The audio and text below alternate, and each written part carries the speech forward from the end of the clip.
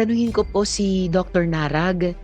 So sir, given itong alarming phenomenon ng NVEs dito sa Pilipinas, ano po yung thoughts nyo tungkol sa criminal justice system, particularly as it relates to mga minors, so yung juvenile justice system sa konteksto nitong NVEs?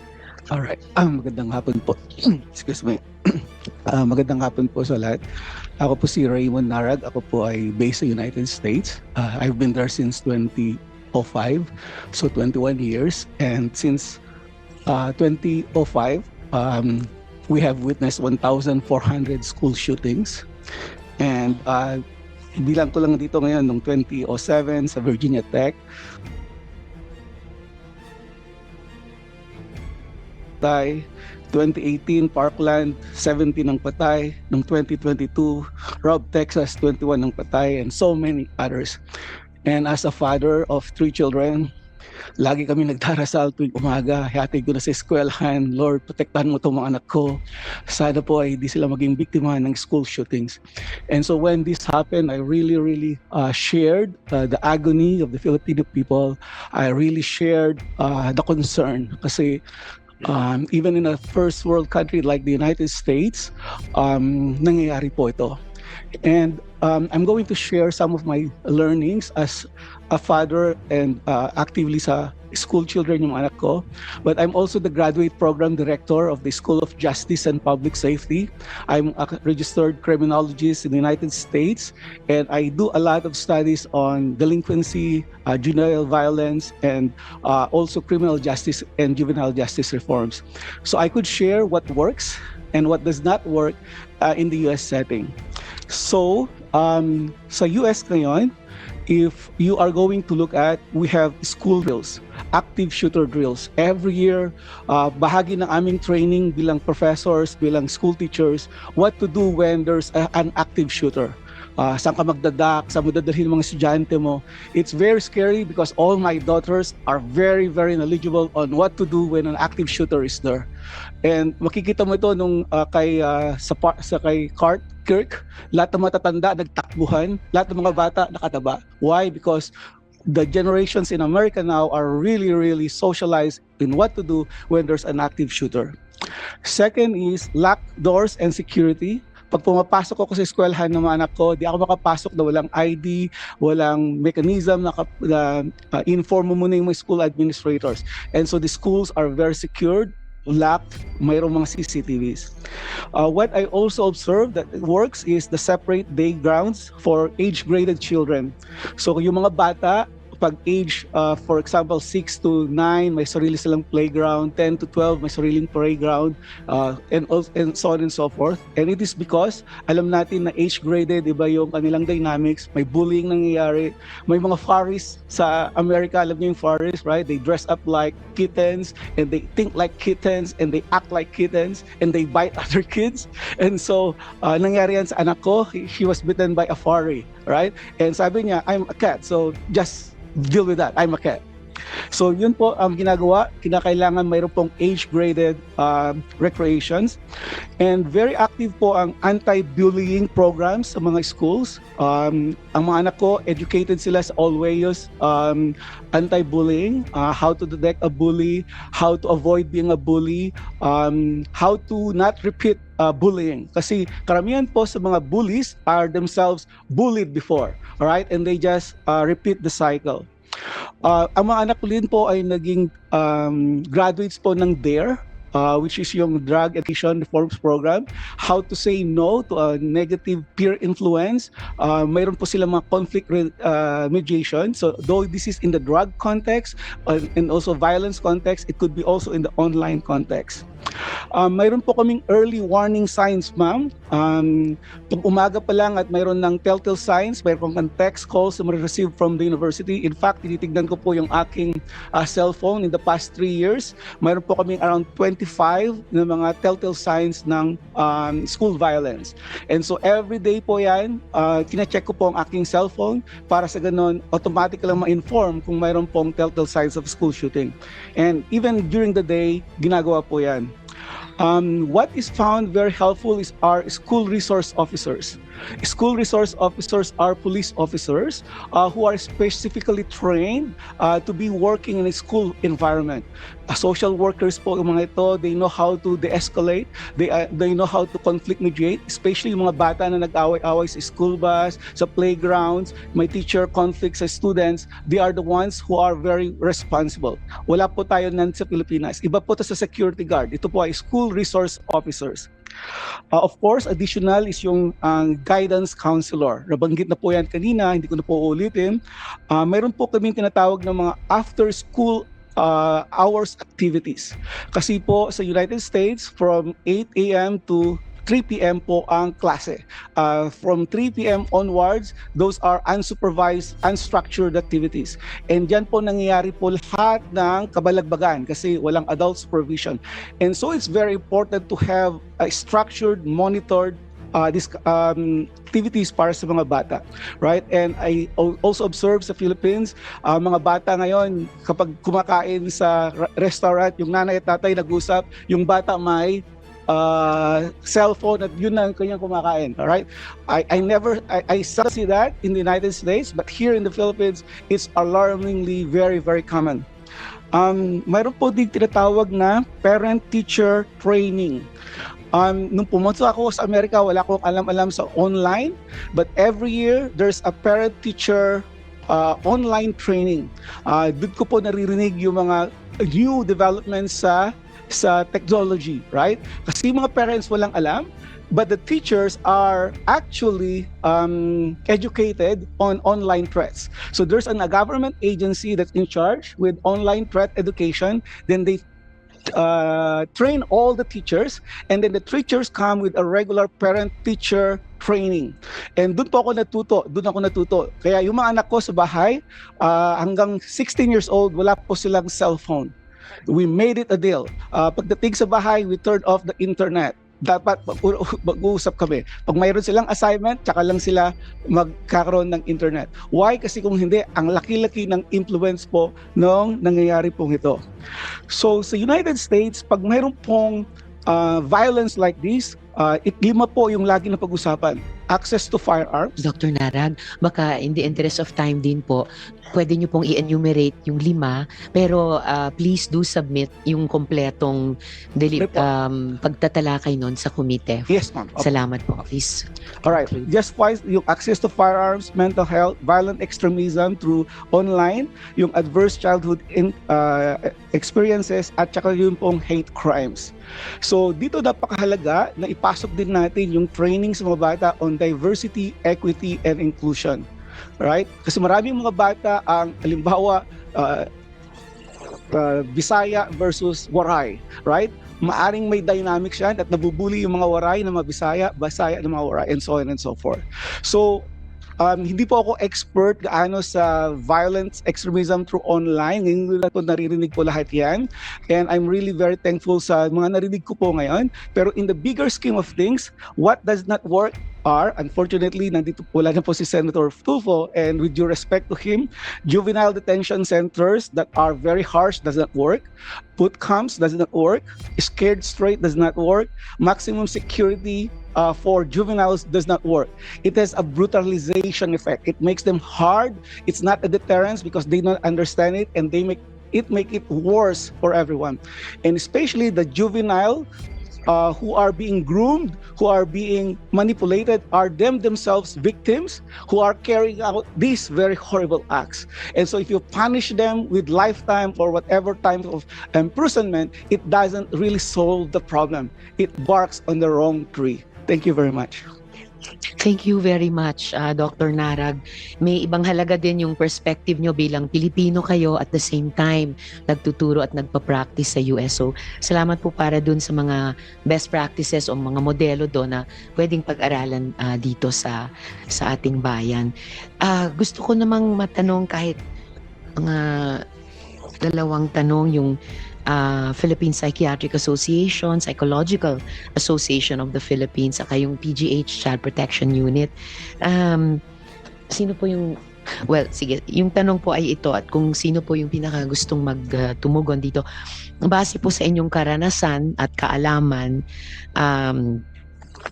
bukod sa mga nabanggit na, no, ano po yung risk factors sa mga kabataan o bata pagdating sa vulnerabilities sa NVE? Sino pong... Yes, ma'am. Dr. Yes, Senator. John. Yes, yes. Yes, please. Thank you. Yes, we already submitted our position paper from the Philippine Psychiatric Association last week, Senator. But just to answer your question, we always human behavior is very complex and dynamic. So we always follow the bio-psychosocial spiritual approach in the understanding of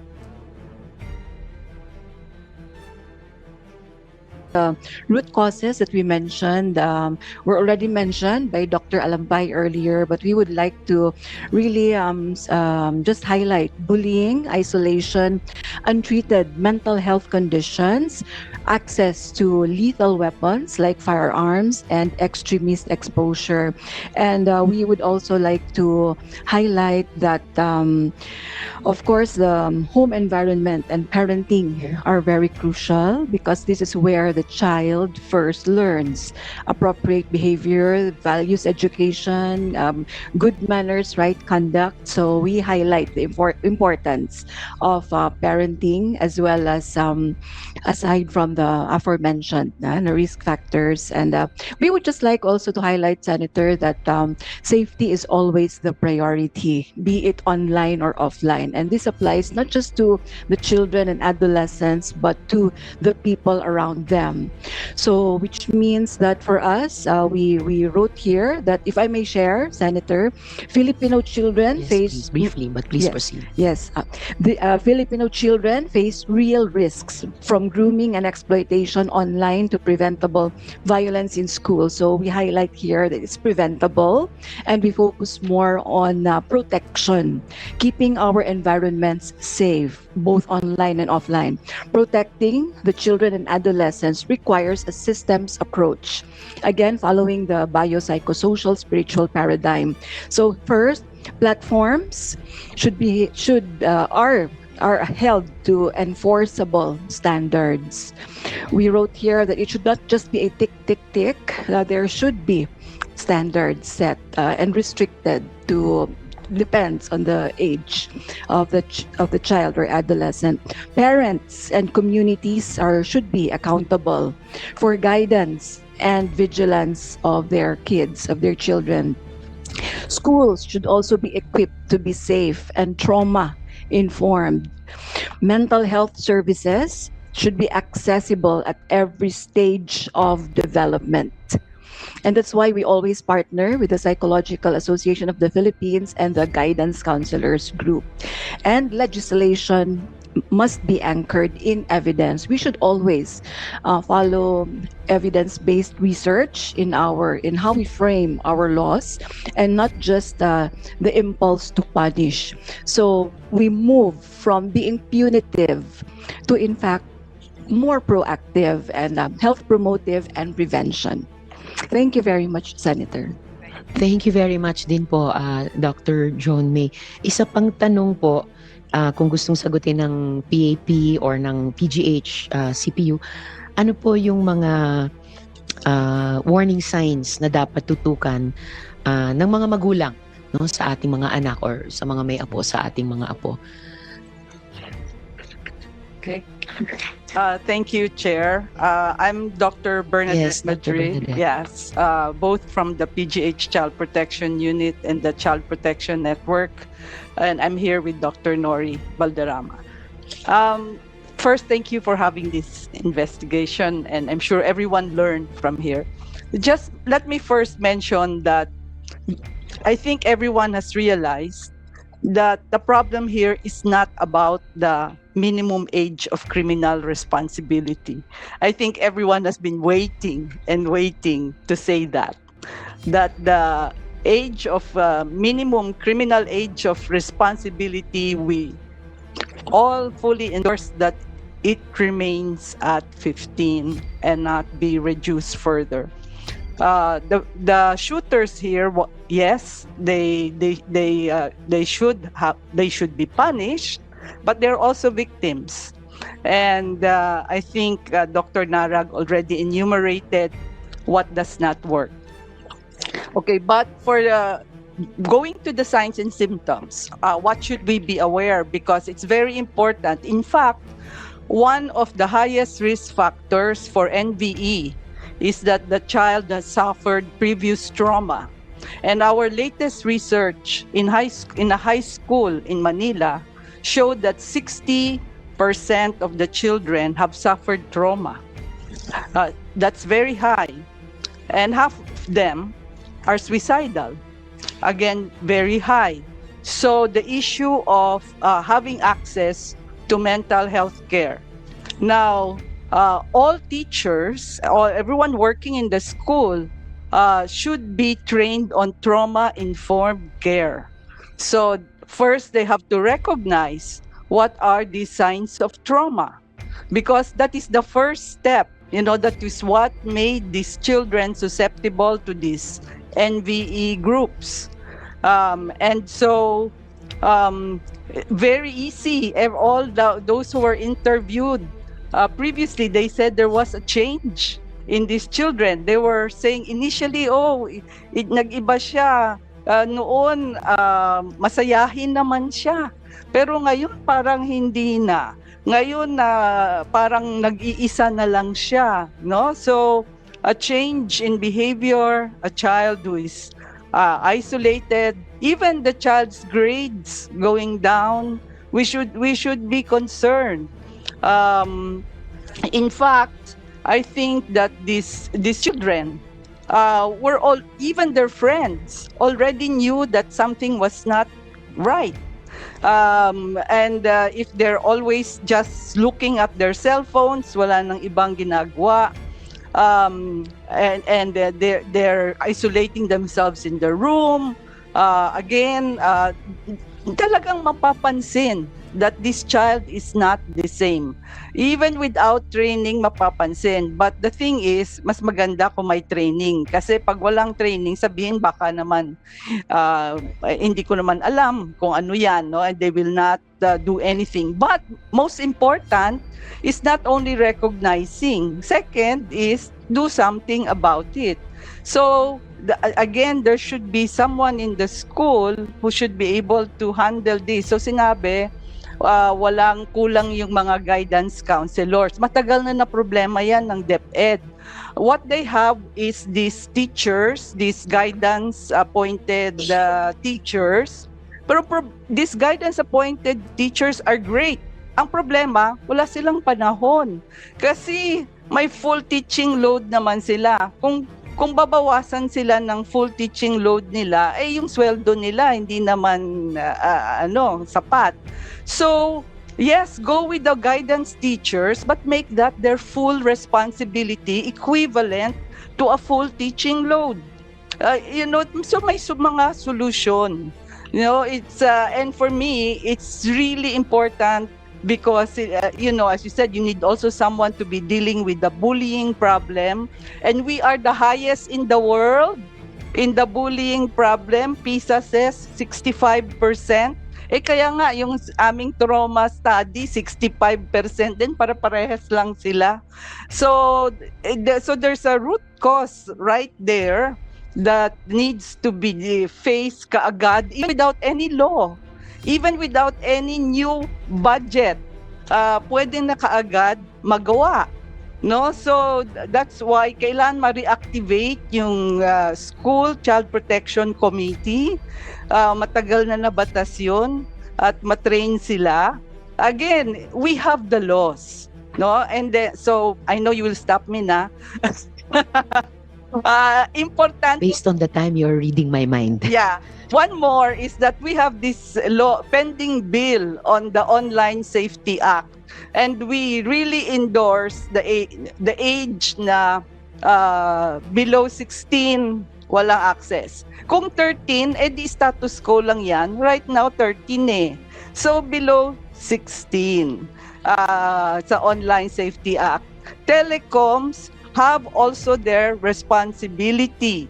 Hindi na pwedeng self-regulation. Alam na ng buong mundo, self-regulation by telecom does not work. So, kailangan may batas for regulation.